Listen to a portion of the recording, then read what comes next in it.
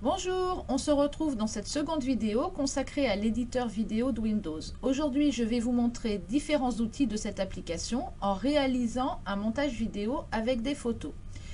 Rappelez-vous, pour ouvrir l'éditeur vidéo, on recherche éditeur vidéo ou photo dans la zone de recherche de la barre des tâches, puis on clique sur éditeur de vidéo ou photo. Mais attention, si vous recherchez si vous mettez photo et vous cliquez sur photo, vous allez arriver ici sur vos photos. Il faudra cliquer ici sur éditeur de vidéo pour arriver à votre éditeur. Je commence mon nouveau projet. Je vais cliquer sur nouveau projet et le nommer. Donc, nommez votre vidéo. Je tape le nom de ma vidéo. Et je clique sur OK pour valider. Je vais maintenant cliquer sur Ajouter pour rechercher mes photos et sélectionne à partir de ce PC car mes photos sont dans un dossier de mon ordinateur. Donc elles sont dans mon dossier Images. Je veux importer toutes les photos du dossier. Pour toutes les sélectionner, je vais appuyer sur la touche CTRL, donc c'est la touche CTRL de mon clavier, et en même temps sur la touche A. Toutes mes images sont encadrées en bleu, ce qui signifie qu'elles sont bien toutes sélectionnées. Puis je clique sur Ouvrir. Mes photos se retrouvent dans la bibliothèque de projet. Elles sont toutes sélectionnées, elles sont encadrées et ont un V dans un carré bleu. Je peux maintenant cliquer sur Placer dans le scénario image. Elles seront toutes placées. Si je souhaitais ne pas en placer certaines, il suffirait de décocher la case pour désélectionner celles que je ne souhaite pas. Si je souhaite modifier la visibilité de mes images, je peux cliquer ici sur Afficher en taille moyenne, elles seront plus grandes, ou me remettre ici sur Afficher en petit. Je vais maintenant donc placer toutes mes images et elles se retrouvent ici en bas du scénario image. Le chiffre que vous voyez ici sur les images correspond au temps par défaut en secondes que sera affiché chaque photo. Il est possible de modifier l'ordre des photos. Pour cela, il faut cliquer sur une des photos, maintenir le clic enfoncé. Donc je vais par exemple mettre celle-ci du groupe en premier et puis se déplacer. Quand on est à l'endroit que l'on souhaite, on relâche et la photo est placée. Ici sur la droite, donc on visualise son montage.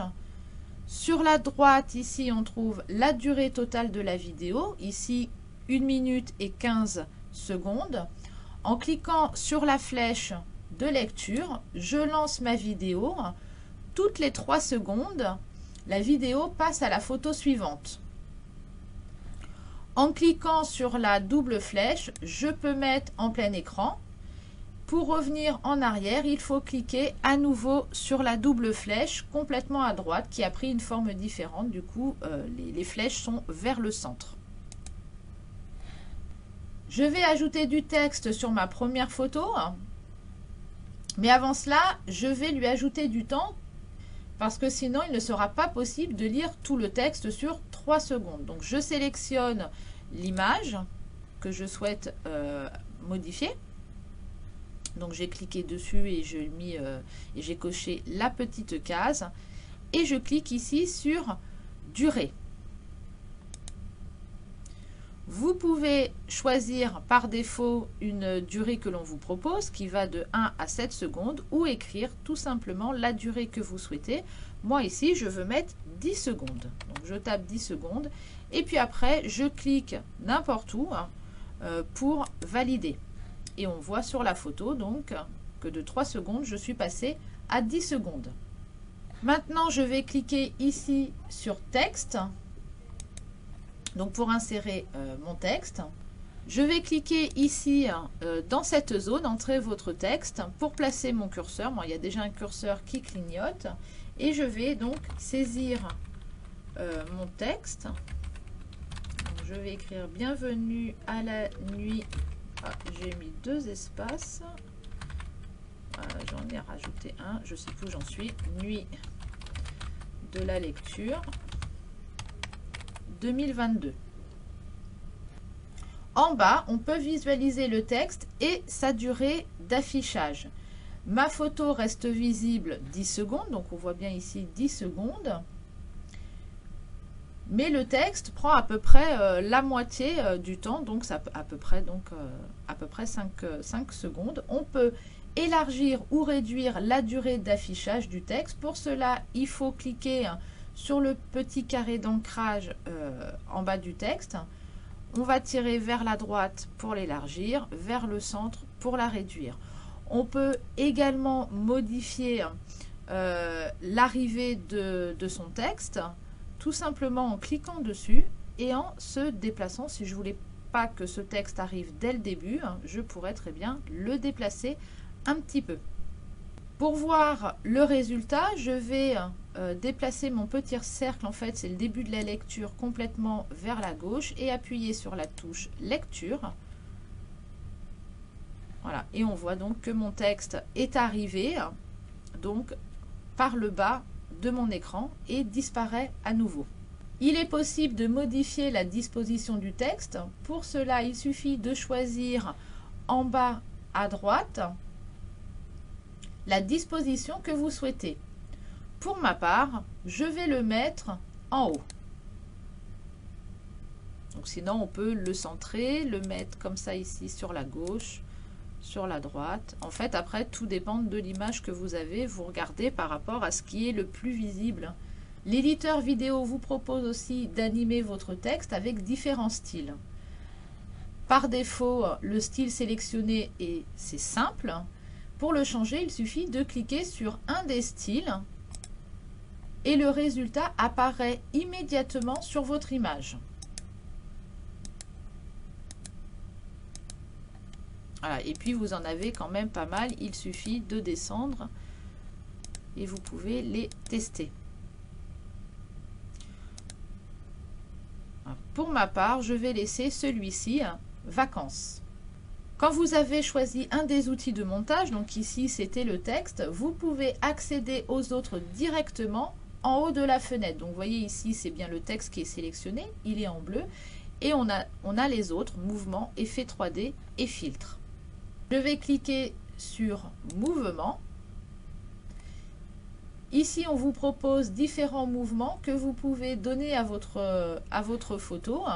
Il suffit juste de cliquer sur les types de mouvements, par exemple faire un zoom sur un zoom au centre de votre photo.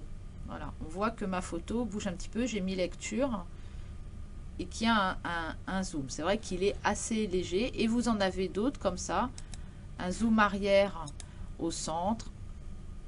Voilà, donc là ça recule, etc. Donc par exemple, je vais mettre un zoom avant au centre. Une fois satisfait de votre résultat, vous cliquez sur le bouton en bas Terminer. L'éditeur de vidéo propose également d'ajouter des effets 3D. Donc il faut sélectionner la photo où l'on souhaite ajouter un effet. Donc ça ne sera pas sur la première. Donc je vais déjà la désélectionner. Et puis je vais chercher une autre image que je souhaite modifier. Je vais prendre celle-ci, je vais la sélectionner et je vais cliquer sur effet 3D. Ici, on vous propose différents effets, donc il suffit de cliquer dessus. Donc dans cet effet-là, en fait, vous pouvez changer la rotation de le mouvement de cet effet. Donc par exemple, voilà, je vais le mettre un peu incliné comme ça. Voilà, en fait, après, c'est à vous de voir comment vous voulez qu'il apparaisse. On voit en bas la durée de l'effet. Si je reviens au début que je fais lecture, voilà. Voilà, on voit l'effet qui apparaît.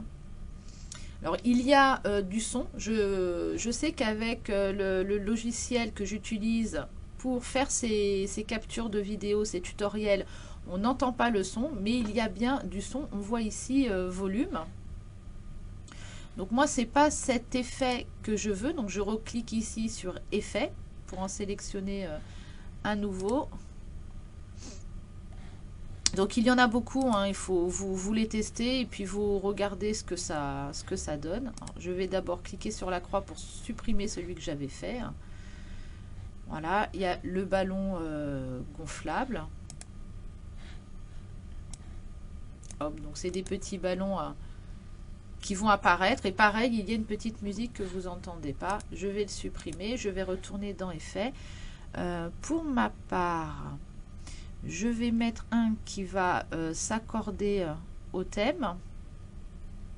Donc je le recherche. Je crois qu'il est vers la fin, voilà, qui est sous-marin.